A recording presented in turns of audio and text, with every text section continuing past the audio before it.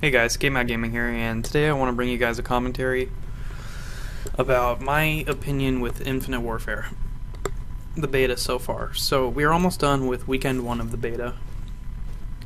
We only got, or we're going to be getting a full 3 days because they added another 24 hours, but it's going from Friday to this coming up Tuesday on the 18th, ending Tuesday at about 10 a.m.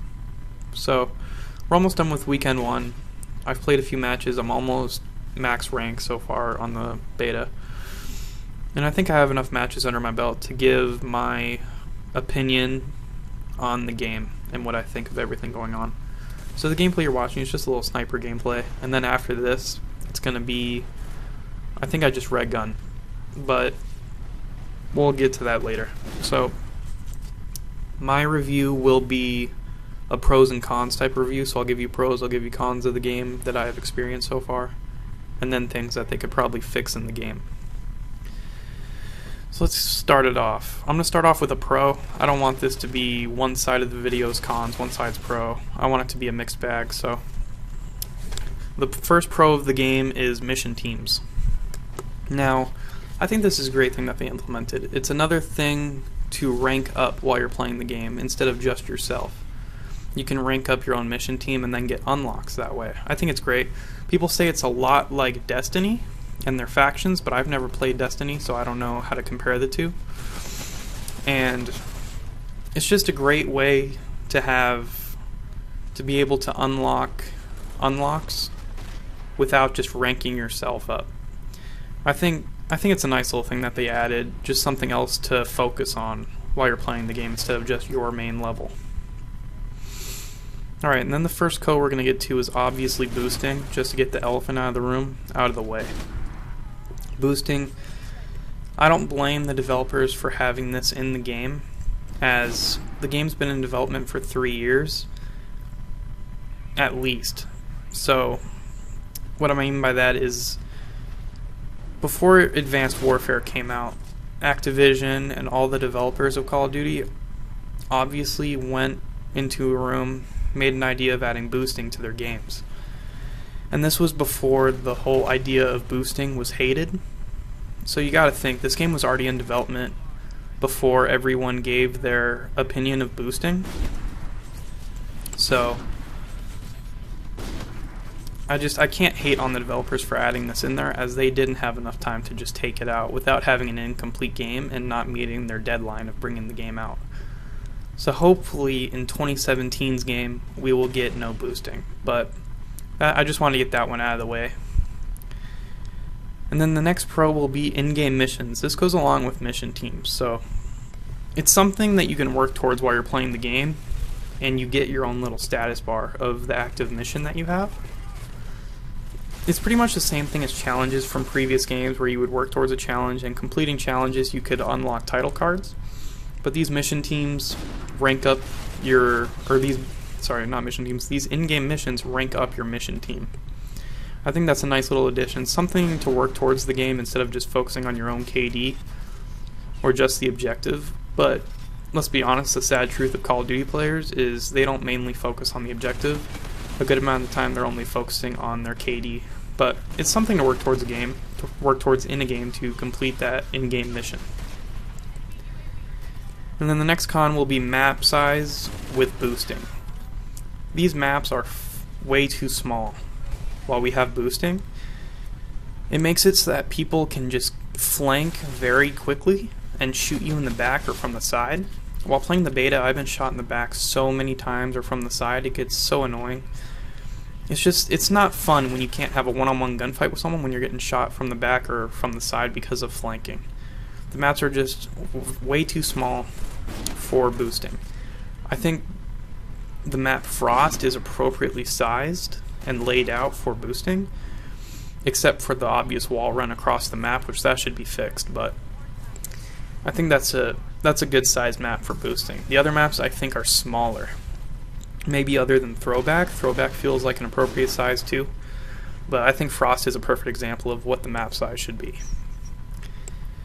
Alright, and then the next pro will be sniping. I think the sniping feels great in this game, aim assist is back. It was taken out in Black Ops 3, but it's back, and sniping just feels fun in this game again. It's just, if you want a lazy game, it's fun to just snipe. So I think the sniping feels great in this game. And then the next con would have to be gunfights. The gunfights feel sloppy. I was watching Nadeshot's stream. He made a good point about how sloppy the gunfights feel. It's just, it doesn't feel smooth, and a game like Call of Duty should have smooth gunfights. It doesn't make any sense why the gunfights feel so sloppy. He mentioned something about there being no aim assist on red guns or something like that. I haven't tried to notice if there's aim assist or not, so I wouldn't take my word for it if there's aim assist on them or not. I haven't done the research or actually noticed in-game. But that might be a reason of why they're sloppy. Plus, the time to kill is very quick, like Ghosts. You can just get melted super quickly and die right away. So, that's one con. We'll go on to the next pro, which is gun feel. The guns feel like Ghosts, and I love the feel of Ghost guns, of the guns in Ghosts. I didn't like Ghosts in its first year, just like everyone. But once Advanced Warfare came out, me and my friend would play Ghosts during Advanced Warfare's run, and I actually grew to really enjoy the game when Advanced Warfare was out. So, I love the feel of the guns in Ghosts, and they feel the same in Infinite Warfare, and I think they feel great. Now the next con would have to be the Advanced Warfare aesthetic. The game looks like Advanced Warfare, and everyone right now kind of has a bad taste in their mouth from Advanced Warfare. And this game, the layout of the game looks very similar to Advanced Warfare. Now again, before Advanced Warfare was hated, this game was already in development, so there might have not been a lot that they could have done about it, but it's something that's unfortunate that this game looks like Advanced Warfare and it's in this futuristic setting. Even though Black Ops 3 was futuristic, it didn't look like Advanced Warfare in terms of what the maps look like. Like, Frontier looks like a map that would be in Advanced Warfare, but it's in Infinite Warfare, so it's not something I really like. Now the next pro would have to be pre-game spawn movement. It's a very minor pro, but it's like CSGO. I think it's a nice little addition to the game, how you can move around while you're in spawn before the match starts, and look at players, give them like the rock sign or whatever. So it's just a nice little thing that they added. And the next con would have to be gun balancing. I think the gun balancing is atrocious, but it's something that can be fixed before the full game comes out. That's what a beta is for anyway. It's for them to find the faults in the current game and the community to give feedback. So gun balancing, it's pretty bad right now. For example, the rifle, the H-bar or the K-bar, I forget what it's called. It's the faster shooting assault rifle. That's not the NV4. That one melts people. The Karma 45 melts people, the SMG. And the ERAD absolutely melts people. I think the gun balancing needs to be evened out before the main game comes out, and they just need to do all they can to get that fixed, so that people just aren't all using the same guns, and there can be a variety of guns without feeling like you're underpowered. So the next pro we're going to get to is salvage and crafting variants. When I heard variants were going to be in this game, just like they were in Advanced Warfare, I was pretty upset about it, because that's one thing that ruined Advanced Warfare, was the fact that people could get variants out of supply drops purely out of luck, and then just have a better weapon than everyone else. And just you had to focus on luck to get a good weapon, like the elite version of the BAL 40 or BAL 45, is that what it's called, or just the BAL? Everyone used that gun when I couldn't get it out of a supply drop. It was just very unfair that people could get guns out of luck and go into matches and just outgun people when they had nothing. There was nothing they could do about it. So that's something that was unfortunate with Advanced Warfare, but they tweaked it in this game, so it's like a pro. You can get variants out of supply drops still, but at the same time, you can collect salvage from, it looks like, leveling up your mission team, and then in turn, you can buy the variants with your salvage and craft them. And I think that's something that was a great idea to fix the whole variants of guns idea, and to make it more user-friendly so that everyone could get a variant, either from luck from a supply drop or from crafting. So the next con would have to be that the game is too fast-paced. Now this is kind of in turn with the map size and boosting, but you can just get around the map so quickly with boosting. And I think it's in turn, it has to do with how fast you can recharge the boost. The boosting recharges very quickly. I think that's something that needs to be slowed down a little bit. The game just needs to be slower. It's very fast.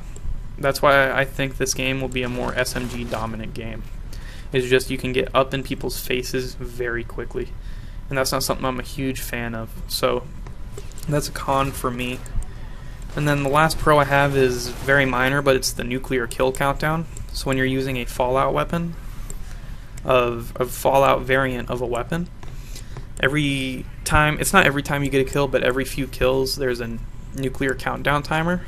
Not a timer, but it counts down your kills for how many kills you have left until you get a nuclear. And I think that's super cool, super useful. Instead of just looking at the lobby leaderboard and seeing where your KD is at, where your kills are at, and then keeping track that way of how many kills you have left to get the nuke, it actually tells you on the screen. So I think that's something that's very useful for people who want to go for nukes. And the last con I have is the spawns. The spawns are so bad in this game, at least in TDM. TDM has been known to have atrocious spawns, but I just think they're so bad in this game. Like, I'll just walk out of my spawn and immediately get shot from my right or left. It makes no sense. It's so easy to create spawn trappings in this game. That's something that can be tweaked before the game comes out and fixed, and I hope it is, because it's no fun when you walk out of your spawn and you get killed right away.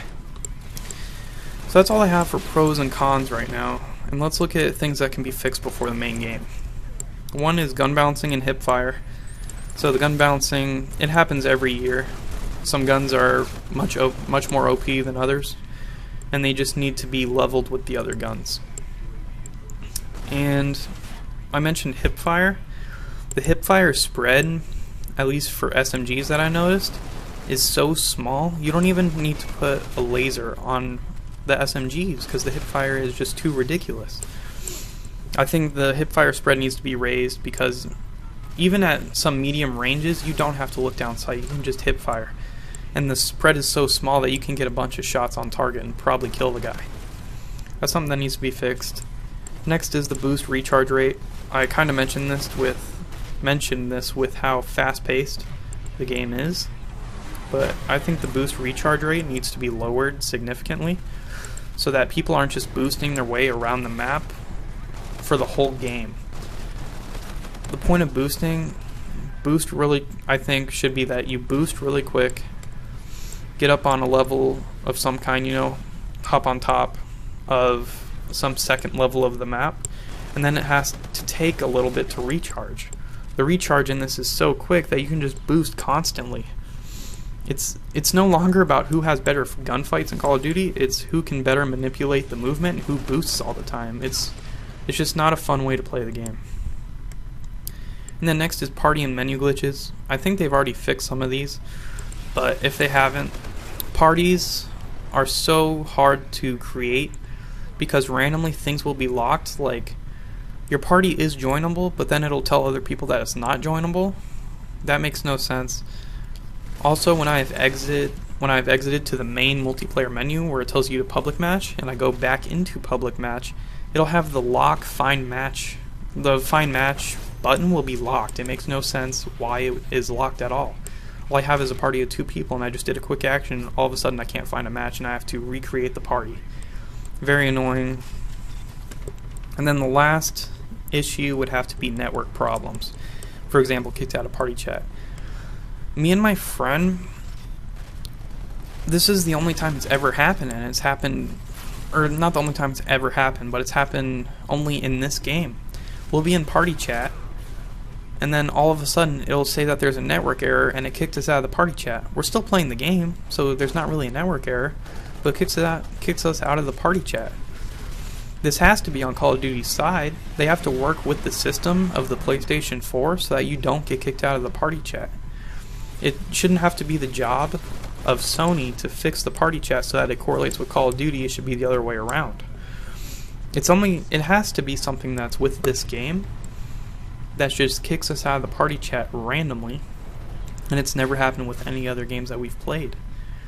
So I think that's something that needs to be fixed. And it looks like that's all I got. So far, Infinite Warfare to me would have to be a 5.5 or 6 out of 10 for a game.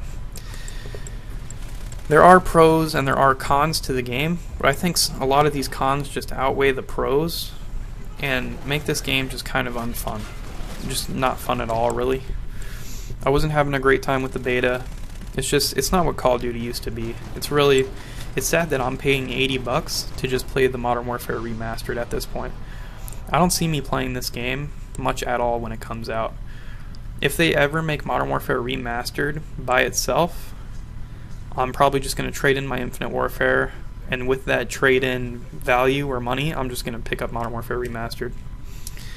So that's my opinion of Infinite Warfare so far. We do have one more weekend left of the game, so my opinion might change, but I don't see how it really could. Thank you guys for watching, and again, this is my own opinion. Create your own opinion, play the game, see how you like it. If you like the game, then play it, that's great. But this is just my own opinion of the game, what I think needs to be fixed. And yeah, thank you guys for watching, and I'll see you guys later.